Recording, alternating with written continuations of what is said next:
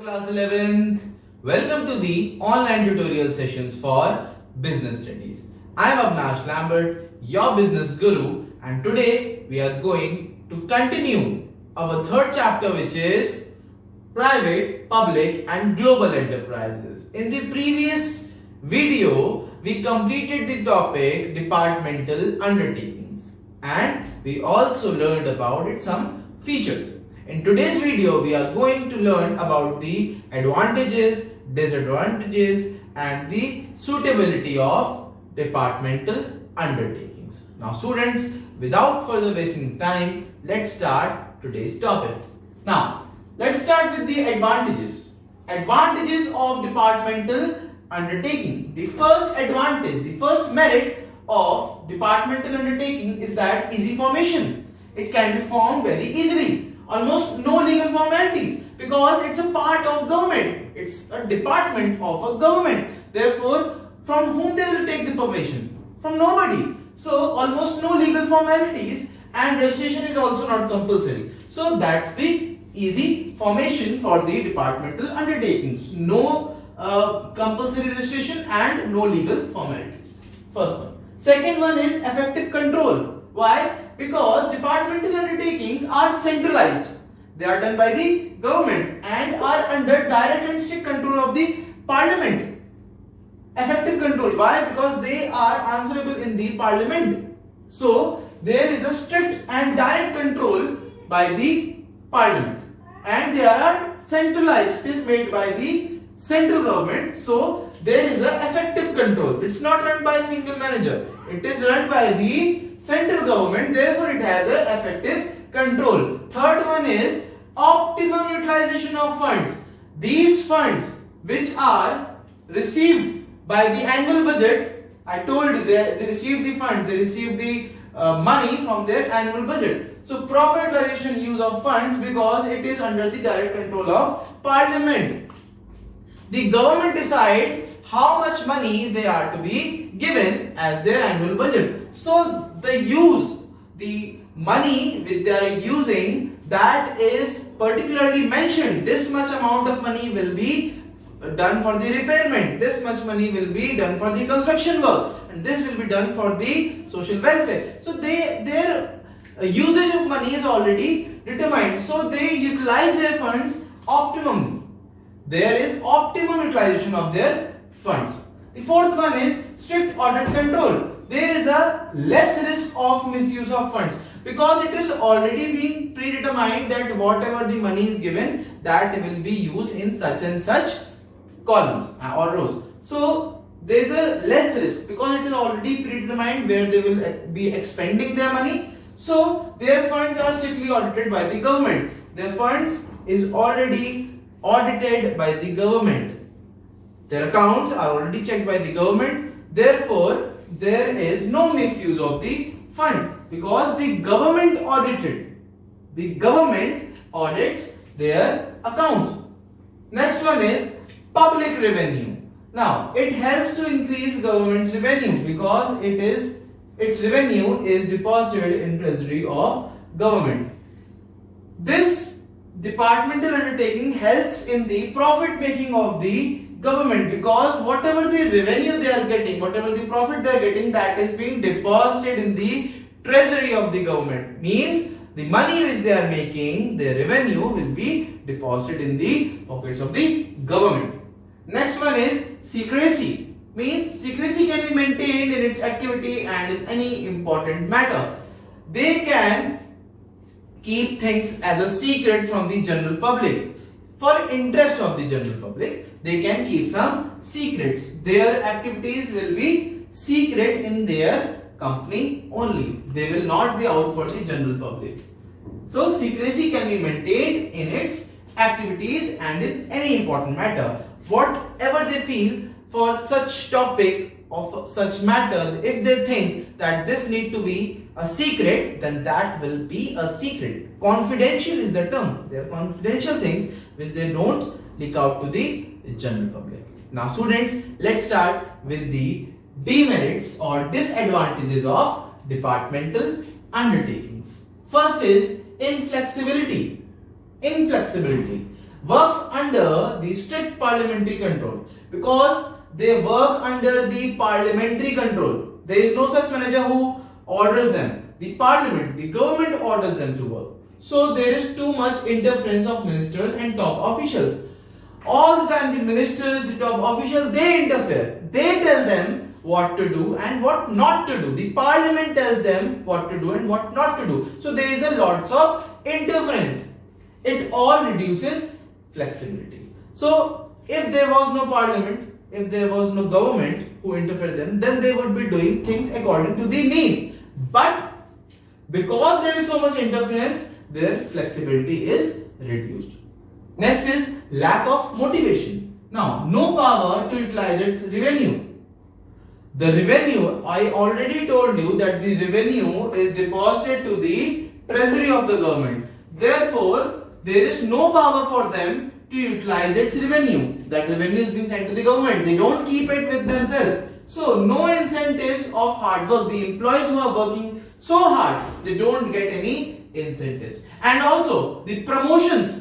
The promotions is also on the basis of seniority and not on the hard work. And therefore, there is nothing to motivate their employees.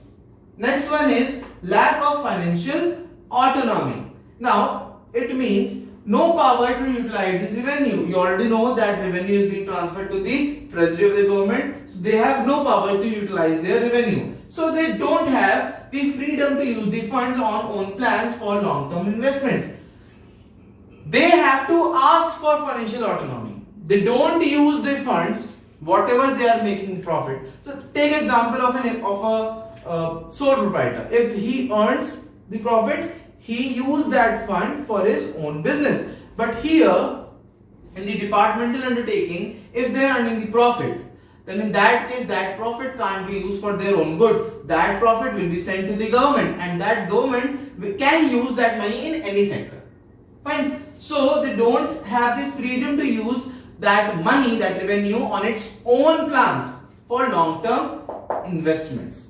Fine. They cannot use that money for a long term. They can use for a short-term investments, but for a long period, longer time, no, not a chance. So they cannot use that money for a longer investment.